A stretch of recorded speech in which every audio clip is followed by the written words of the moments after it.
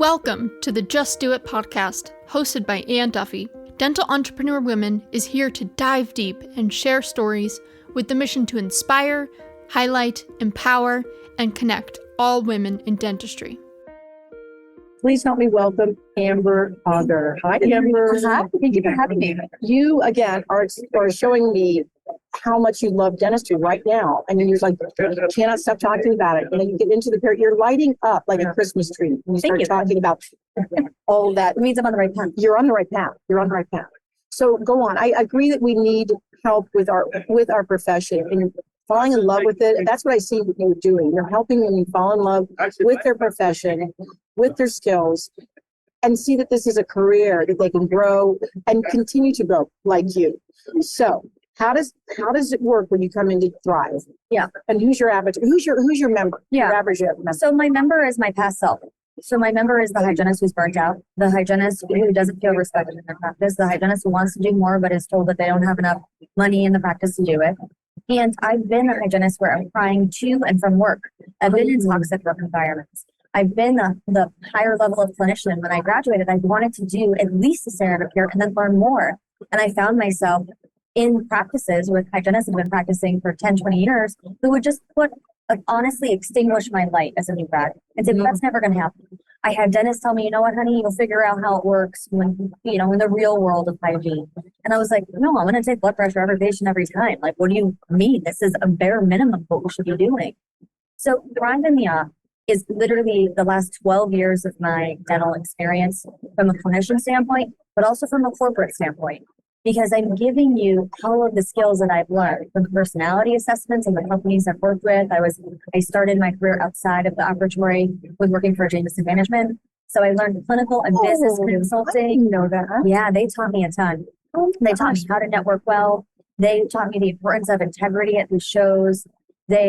I literally had amazing mentors from Jameson Management. Then I joined the RDH team, and I was in meetings and seeing hygienists who were pitching themselves outside of dentistry, and they really lacked emotional intelligence and they lacked self-awareness. So they were doing things like chomping on gum and telling how great it would be to have them as a speaker, and here's why you need me to be here, instead of leading with grace and instead of leading with integrity and really trying to force themselves in. And what I've found in the world is when you're in true alignment with what you're supposed to do, and when you do the work in yourself, it all comes together and it's really easy and you have a lot of fun doing it. So, the last 2 days I've presented content that's taken me a ton of time to build. It's all new programs this year, and I'm in full alignment. I'm tired at the end of the day, but I feel almost my cells in my body feel sparkly. And in dentistry, we have a tendency to be so negative. And we have a tendency to focus on the 30% of why it's not going to work. And this prevents us from progressing forward. This prevents us from really integrating in systemic and oral health. And we've talked about it since the 70s, right? If not the 80s. Oh my gosh, yes. But here we are, we're still doing the same thing. Mm-hmm. So my mission is to equip you with the tools that you need for personality assessments, how you handle a difficult team, to how you stay on time, how you become a time management ninja. Because here's the thing, there is no way in heck that I could ever do what I do in 1 hour if I wasn't in control of my time. And there's a lot that we can't control, right? Those patients come in 10 to 15 minutes late. What do we cut out? How do you quickly assess that? How do you know what's important that day? And when do you dismiss? What is that practice protocol? How are you going to talk to your boss about, hey, we cannot be seeing patients if they come in 20 minutes late. Here's why. Here's what we promise we'll do with that time that they're there to make it a valuable appointment. But they're going to have to come back to that preventative actual therapy where we're detoxifying those pockets. And then how you communicate with the patient. The patient does not care how much you know. My goal is to not kill my patient with science. Instead, as soon as I build that rapport and they know how much I care about them, then it's an invitation for them to partner with you in their oral health. And that's where it becomes so much fun because you have healthier patients. Your day is much easier. You can talk about things outside of dentistry for a bit, build that rapport, and then you can talk about the really cool things, about C-reactive protein and do the salivary test, come up with a customized plan for them. And then you get to celebrate their wins. And that's what dentistry is all about. That's where you prevent the burnout. That's where you really step into feeling really, really valued. And honestly, that's where all the money comes from too. I produce a ton. I average 3 to 4K a day. Wow. And I never am focused on the money. Never focus on the money. So I make more working 2 days a week than I did 5 days a week as a hygienist alone. And that's fun. That allows me to go and invest in other people. That allows me to do scholarships for people. That allows me to create a community of hygienists. So I want to be able to take that burned out hygienist and transform the way they're thinking and show them how to create their dream career, whether it's in clinical or out of clinical. It all starts with being in clinical first and learning how to be successful to chair side. Then if you want to diversify and do a little bit of clinical and stay in and out, great. And I would be a full-time hygienist and love it, but I can't be because I have carpal tunnel. So that's why I diversified. So I'm kind of a different breed of a speaker. My goal is to never not quit clinical full-time. I love clinical. It's my favorite time of week. That is so neat. And that rings so true with what I feel in my heart with do, because I wanted to keep amazing women in the profession. And it kind of breaks my heart when you've gone through all this education, all this training, and then all of a sudden you decide you want to go into real estate. Now, I bless you, but I'm like, there's so many opportunities in our career of dental hygiene to be able to soar, work some other muscles, strengthen, and really strengthen your opportunity to live in your strengths when you know what you are good at, versus what you're not good at. And it just makes for such a rich career. And I think if you're not surrounded by women like you that have been where you've been, that know people that have been where you've been, and you've seen them succeed, you really don't even know that other world, those other worlds of career paths are even out there. You just think you've signed up for dental hygiene 4 or 5 days a week for the rest of your life, and you'll retire when you're bent over at 65, and you have a 401k, but your body doesn't work. That is so well said. And that's literally what we're taught is success in our industry. So I graduated in December 2015, with a master's in public health. And I got an additional career because I knew I wanted to step out of dentistry because of the carpal tunnel, not out of dentistry together, but out of the off, I should say, and diversify a little bit. And I went to a conference called Career Fusion. Unfortunately, it's no longer around anymore. But that day, I saw Jackie Sanders. And I knew nobody. I didn't know a soul at this event. And for me, I'm an extrovert, but when I don't know anybody, I can go quickly become a little turtle and an introvert. Don't want to talk to anybody. I'm like, I don't know. And this is before speaking. So, I had no desire to be a public You just said speaker. yes to Career Fusion. You didn't even know what you were saying. I said yes because I felt in my soul that it was right, and I just went for it. And a couple of people at a conference, I went to my first ever RDH under one group, and they said, you have to be there. And I said, I'm still in grad school. I can't afford it. But as soon as I graduate grad school, I'll do it. I'll save up and I'll go. And it was a pretty hefty investment. It was at a very expensive hotel. But we have to invest in ourselves, right? Yes. We're worth it. So long story short, I saw Jackie Sanders sitting there, and I was like, hello, can I sit next to you? And she was like, absolutely. And I had no idea who Jackie Sanders is. And like yourself, she's an OG in dentistry. Oh, yeah. She's the builder of women. And we started talking a little bit, and this conference opened my eyes. I thought my options outside of clinical were teaching, which I already done, or becoming like a sales rep for like Preston OB. Yes. So my aspiration was like, let me get into Preston OB. And I had already taken a test. They make you take this crazy test. I hope they don't no longer do that because I failed real hard. It's crazy. It's all these shapes. How does dictating a shape tell me I'm going to be a good sales rep? Like, what does that have anything to do? But anyway, I digress. So with this first day, they didn't tell you at this conference, but the first day in the afternoon, they make you present. So they have you send in a PowerPoint to prove that you can make 5 or 6 slides. They say nothing about a presentation. So they come on the mic, welcome back from lunch. Now we're going to invite the first years up to do a presentation. And immediately, I was like, oh my God, my initials are AA. That's it. Oh my gosh. I'm going to be first. That's it. I know it. So they call me up. And I start to channel, okay, what would I do if I was on a spin bike? Because during grad school, I did 2 things. I did full-time hygiene. I was in grad school full-time. And then what I did is I taught spin classes to pay for grad school, and I nannied. So I didn't want to graduate with any debt. So I just said, please pretend everybody's in spandex. So I got up there. I had no idea there was all these corporate sponsors. I didn't know anything about dentistry outside of the clinical. I had no idea. I had been to one trade show my whole life. And I'm up there and I do my thing. And they're like trying to throw me off, ask me some questions and, just kind of get to know me a little better, kind of tease me, see how I can handle it. And then I sit down and they're all passing notes to each other. And I'm like, okay. And Lewis Myers from American Eagle at the time, he was from American Eagle, now he's with Solomon. He came up to me, he goes, you are going to be a speaker. And I was like, I have no desire to public speak. I hate public speaking and I don't think that's a good fit for me. And he was like, you'll see. And one by one, all the other speakers really came up to me and said, hey, we want you. I mean, Patty DeGangi went through this program. Wow. Gibson went through this program.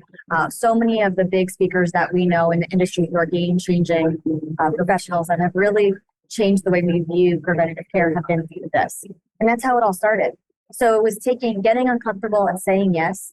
And I am so forever grateful because Jackie Sanders that night said, we're doing dinner and we'd love to invite you. And I would have eaten dinner alone in my room. And from that moment, Jackie has been my little compass of my little life. I've had a lot of bullying. It was not all roses whatsoever. When I first started, I was a very young face. There was a lot of really terrible rumors about me, and she helped me rise above it. And she is my number one. She's now the editor of RDH magazine, which is fantastic because I was on the team before, and now she's at the helm. And there's really no better leader. She just cares so much about women. So you do have to align with someone who's going to remind you where you're going and remind you not to get stuck on the little petty things and to not be negative. And instead, you have to look at what would your future self want out of this. And there's so many times it would be easy to say things that maybe aren't nice. And when somebody meets you with an energy, you want to match their energy. But instead, I just kind of let it roll off. And I know that's no longer a safe person. And you just kind of protect your energy and you choose to sit at the table where you want to be. And that's okay. Oh, it's beautiful. That's beautiful. Beautifully said, Amber. And I love to see how you've grown. I love Jackie Sanders so much. She has influenced so many women in our industry and really taking them on like her daughters. I mean, and she loves the guys too. I mean, she's one of the kindest people I know and would do anything for anybody. And shout out to you, Jackie, for raising Amber. And I feel like you're walking in her footsteps. I really do. I feel like, they're big shoes to fill, but you can fill those shoes and you're just getting started. I've seen you on stage. I popped into your class yesterday, a full ballroom, if I might say, and brag on you.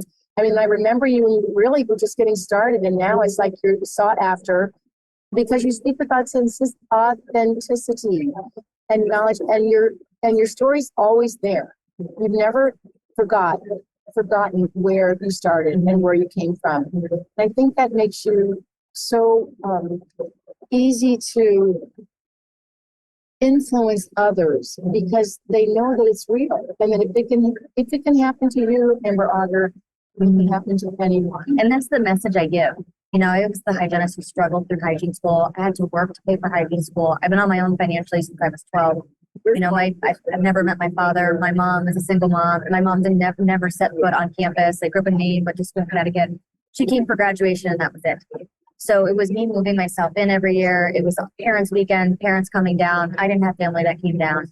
So I had so much adversity and I love sharing that adversity, not for pity by any means, but to show people that you can change in your card deck anytime. You literally can. You can create the life that you want and start from nothing. You literally can. I grew up with the lights being shut off because we couldn't afford the electric bill, and whatever was in the food box in the food bank is what we ate. And now I get to have the privilege of creating a life that is so posh. I look at Margot, my little dog, and I call her the posh life. I mean, she's really number one. She's the bougie. She's the bougie. I shop at TJ Maxx for me over here. She's getting the elite kibble and whatever. I budget around her needs. But it's amazing what we do as dental professionals and we forget it. Just get burnt out. Yeah. And we have to take care of ourselves first. So it's figuring out that first step. And the first step, honestly, is investing in yourself. And that is what has been so amazing about Thrive in the App. I'll do my best not to sob on your podcast, but it's seeing the switch in these hygienists. They come in, they're burnt out, they're exhausted. They're new grads who've learned during COVID and they're struggling with time management. It's hard enough to go from a 4-hour appointment to a 1 hour as a regular grad, never mind doing it in the middle of a pandemic and trying to get patients. I mean, that's a whole different level of stress and anxiety that your body's still recovering from, honestly. There's oxidative stress happening each and every day, and we get insulin resistance for that oxidative stress. So it creates a dysbiosis in the body. It's amazing, really, what our bodies do to get us to be in survival mode. But I don't want any hygienist to feel like they're just in survival mode. I truly want them to thrive in the app. I want them to know that they can literally create the career that they love and really have a ton of fun doing it. And that is what's been amazing. We've had 8 members in the past 6 months get a $3 or more an hour raise without even asking. Wow. Their doctors just come to them and they say something is different. We see that you are literally engaging on a different level. And we want to thank you. You're building our practice so well. And these are all because they're implementing Thrive and Me Up. But I will be honest with you, a lot of it is mental coaching. A lot of it is changing that mindset and kind of directing the hygienists to get out of their own way. It lives in us a lot. Today I had a woman who came up during our break and she said, "Can I make a suggestion for you?" I said, "Sure." And I was like, "Oh gosh, my joke's terrible. What are you going to suggest for me right now?" And she said, "I want you to write an article on psoriasis and oral health." And I said, "I do not want to do that at all, but I want you to write it." And she was like, "I can't write it." I said, "Why not?" She's like, "Well, I'm not a writer." I said, "Well, takes one to know one. Let's Just go. pick I'll up help you the write pen, it. just You pick pick the up the pen up. pen. We have great editors. I'd love for you to write for me and the RDH graduate. I'm happy to publish it. But if it lives inside of you, you have to do it. That's what you're passionate about, not what I'm passionate about. I'm going to chase my passions. I'm going to help you chase yours." And she took a seat and she was kind of shocked. She said, "Okay." Then she came back up to me at the end of the program and she said, "I want to apologize if I was rude. I didn't mean to boss you around." And I said, "Oh, I didn't think you were rude at all. I think you were so convicted to convince me of what lives in your heart that you're excited about. And you saw me as someone who has a brand who can do that for you. But that's your calling, not my calling. We're going to get you published." And that's the best part of this is it's just sharing that space as you do so well is once you've seen that you've been gifted and kind of have, I call them like the downloads where you're just kind of channeling where you're supposed to be and just in flow and in tune. You can literally have the capacity to build others up and not have a scarcity mindset. So I can go and recommend others to be speakers. I can go and equip people to be speakers. I can go and equip new consultants because I'm not in competition with them. Because the truth is, I could literally give you my PowerPoints and you could present it a totally different way. Yeah, you can't replicate your own personality. You just have to be in alignment, and that's your secret sauce. And that is so beautiful, and so do, Amber. There's no What rule is scarcity. it? It's no scarcity mentality. We know that it's so much, we're an abundant group, and Yes. so are you. And it's so beautiful to see that our profession is going to just thrive under your care, under your leadership, and continue to keep doing healing. Thank you for listening to the Just Do It podcast, hosted by Ann Duffy. To learn more about dental entrepreneur women, to share your story, or to join the movement, please visit our website, do.life. That is DEW.life. Subscribe to the show on Apple Podcasts or your favorite podcasting app to make sure you don't miss an episode. And in the meantime, keep doing you.